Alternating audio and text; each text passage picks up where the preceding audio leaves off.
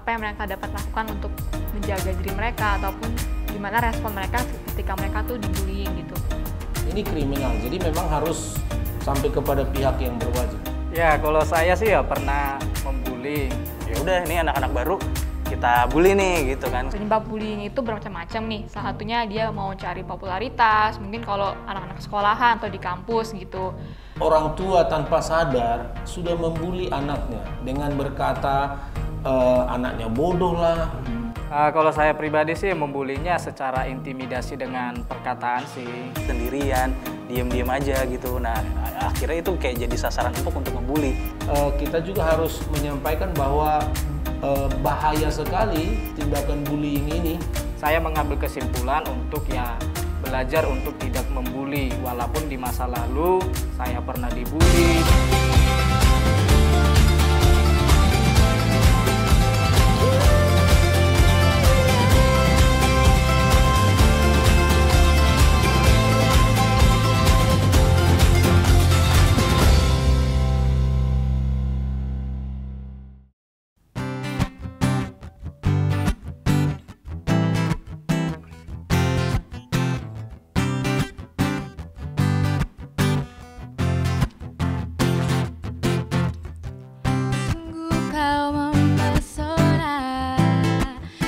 Perbuatanmu hapuskan raguku,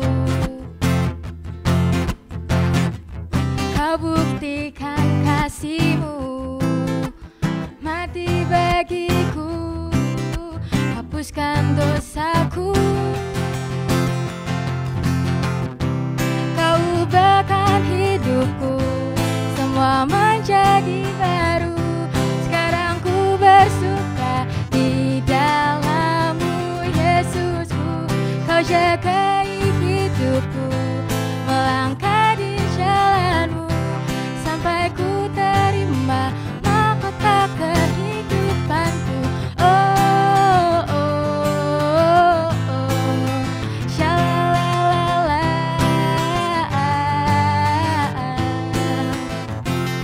Oh.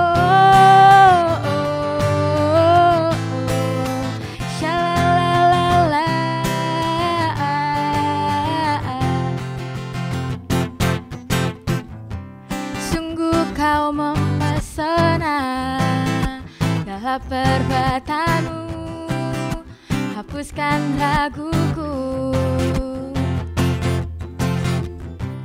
kau buktikan kasihmu mati bagiku, hapuskan dosaku, kau ubahkan hidupku, semua menjadi baru. Sekarang ku bersuka di dalam-Mu, Yesusku. Kau jagai hidupku, melangkah di jalan-Mu, sampai ku terima mahkota kehidupanku. Kau ubahkan hidupku, semua menjadi baru. Sekarang ku bersuka di dalam-Mu, Yesusku. Kau jagai hidupku, melangkah di jalan-Mu, sampai ku terima mahkota kehidupanku. Oh, oh, oh, oh. Shalalala.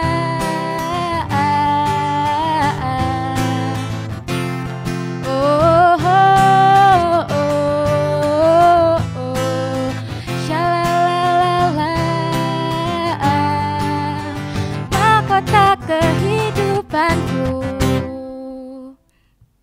Halo sahabat, selamat datang kembali di Soulmate. Saya harap sahabat di rumah dalam keadaan sehat-sehat dan baik-baik saja. Nah, pada kali ini kita akan membahas mengenai suatu topik yang mungkin sahabat udah sering dengar di rumah, yaitu mengenai bullying. Ya betul, bullying.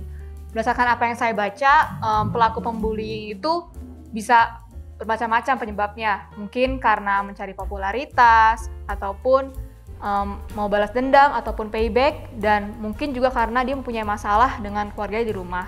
Nah, makanya di sini kita mau bahas nih lebih lanjut mengenai bullying itu sendiri. Nah, di sini saya bakal ditemenin sama rekan-rekan saya di sini yang udah nggak asing lagi pastinya. Ada teman saya Herdi. Halo Herdi. Ada juga Bang Rapi selaku pastor muda di GPI Petra. Shalom Bang. Dan juga terakhir Bang Farna selaku pemimpin anak muda di GPI Petra ini. Oke, sekarang kita langsung mulai aja kali ya. Nah, tadi kan aku udah mention nih mengenai bullying. Mau nanya dulu deh ke Bang Farna dulu.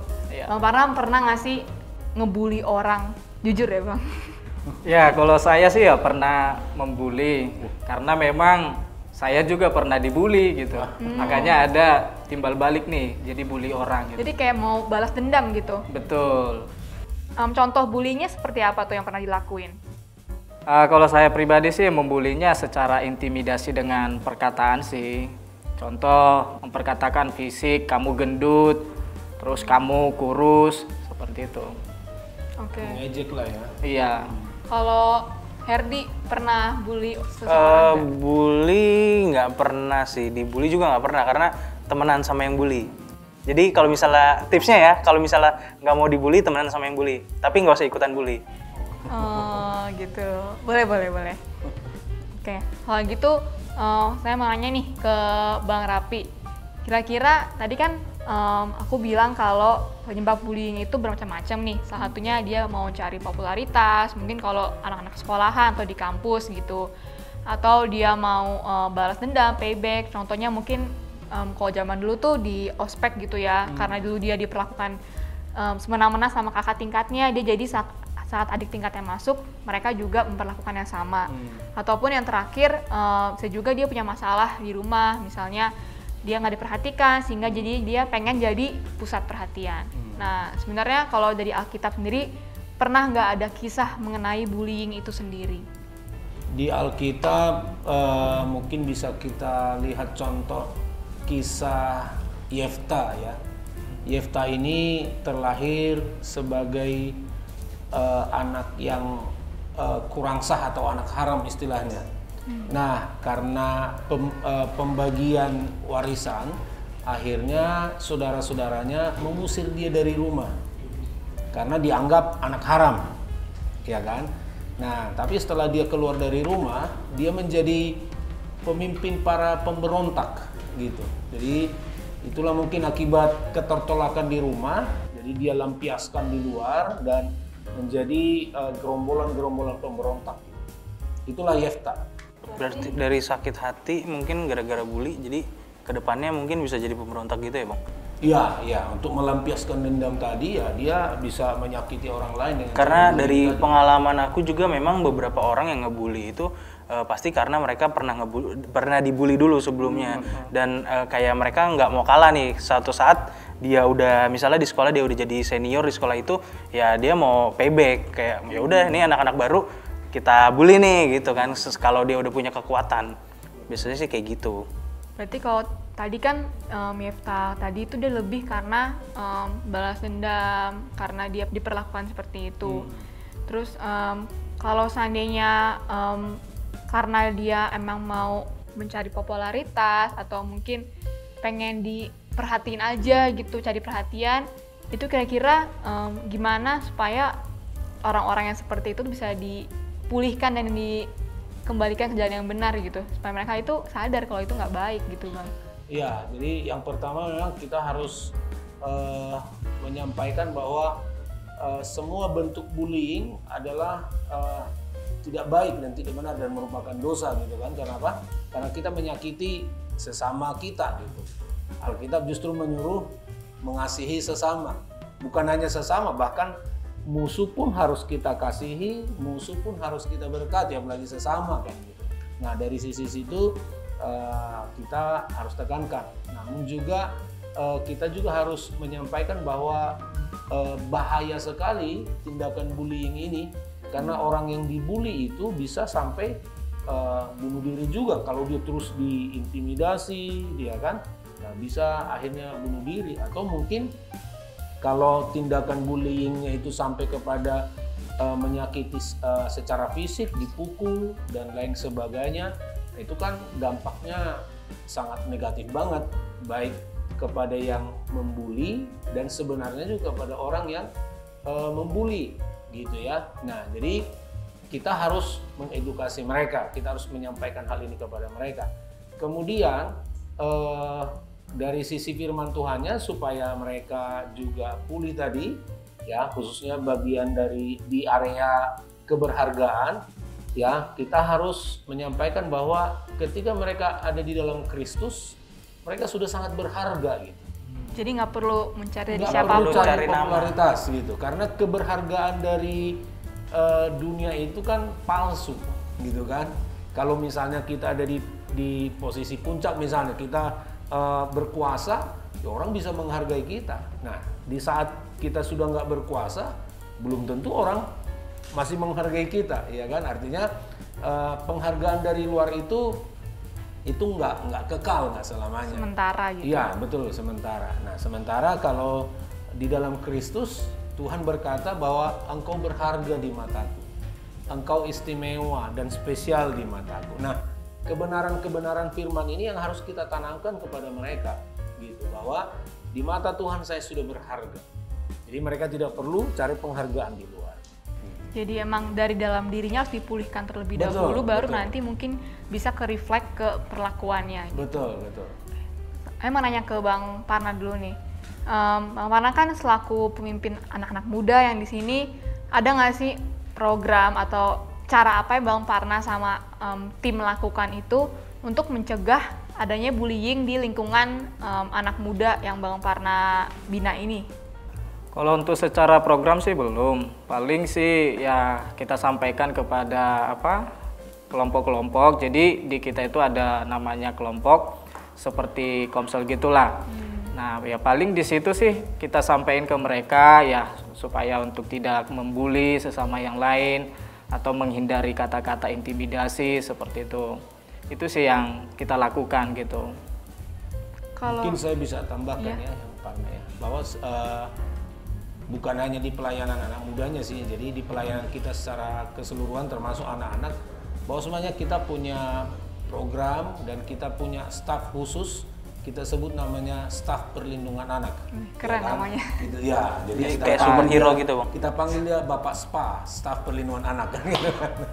Jadi tugasnya memang mencegah terjadinya salah satunya bullying, ya kan?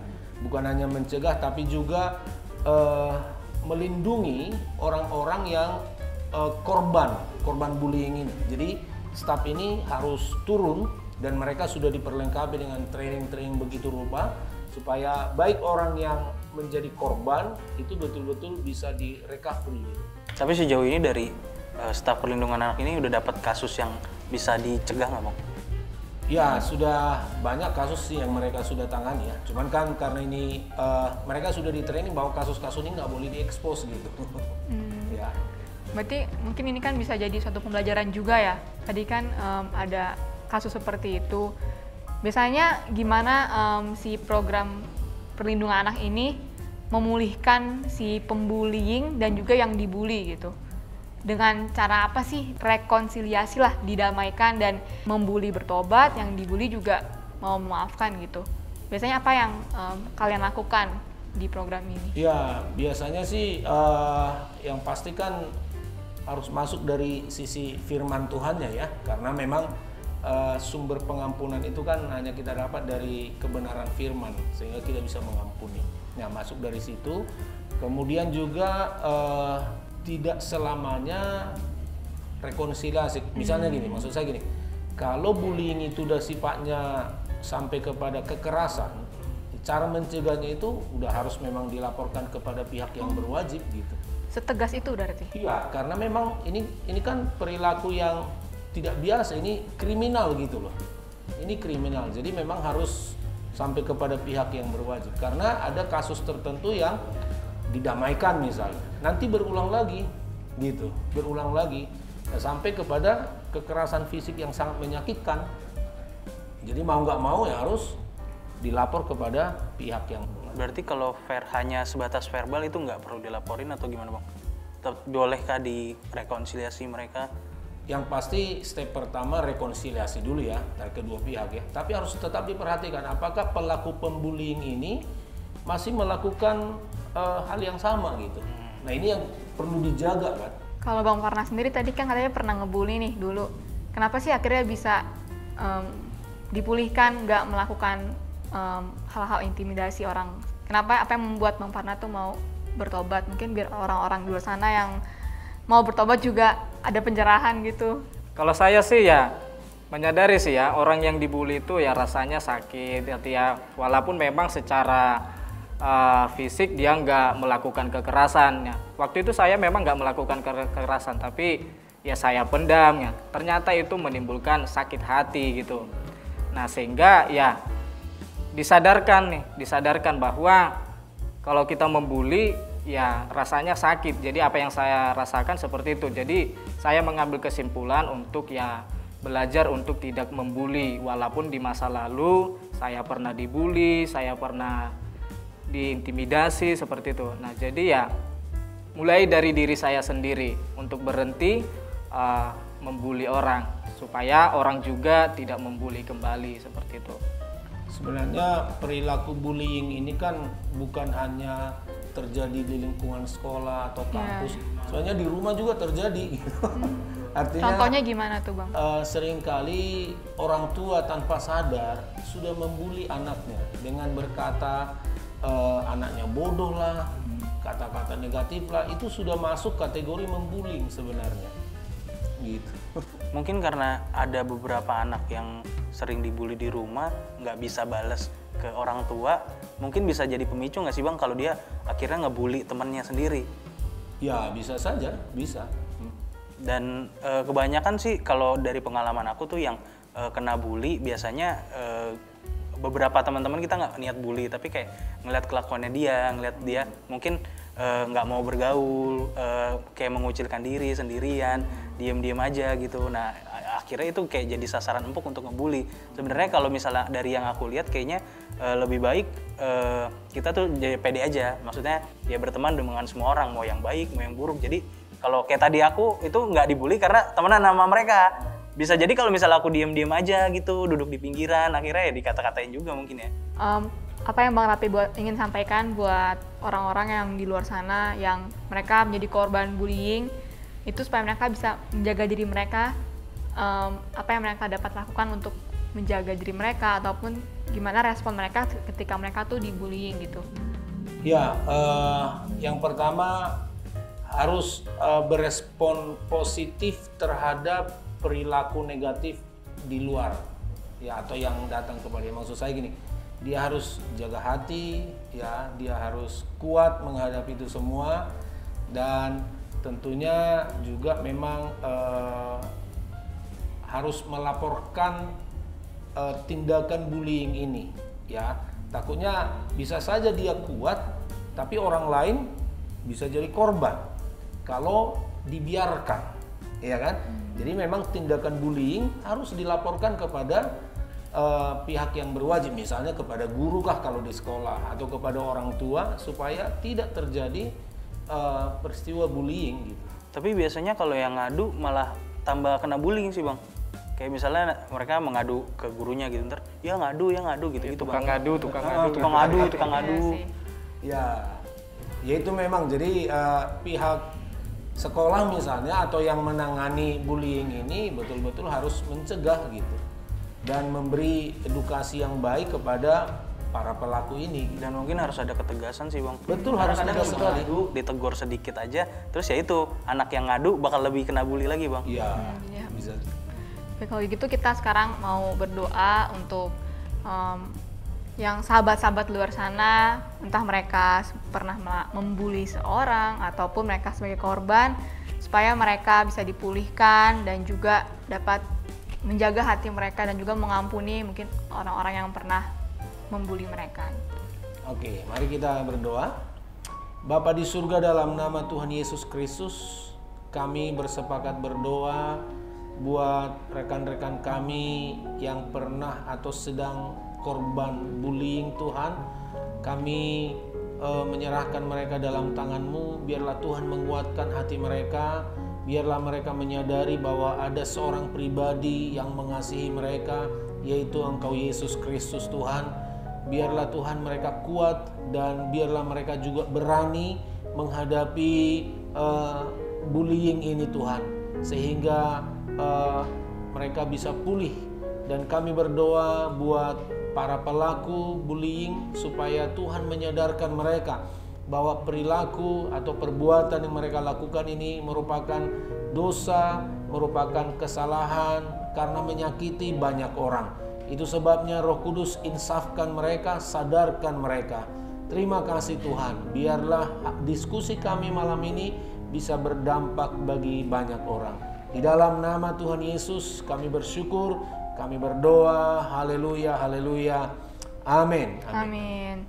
Thank you buat Bang Rapi, buat Ferdi, Bang Marna juga yang udah bahas topik penting ini. Dan sahabat, sudah selesai perbincangan kita hari ini. Saya belajar bahwa perilaku bullying adalah perilaku yang sangat negatif, sangat salah. Bahkan itu juga dapat berdampak negatif bukan hanya kepada korban, tapi juga kepada pelakunya juga. Oleh karena itu, saya mau bilang stop bullying dan biarlah kita menyebarkan kasih saja kepada sesama. Dan nantikan topik-topik soulmate di minggu-minggu berikutnya. Kalau sahabat merasa terbantu, terberkati oleh acara ini, jangan lupa di like, di komen, dan juga di subscribe dan di share kepada sahabat-sahabat lainnya yang membutuhkan. Selamat malam, Tuhan Yesus memberkati.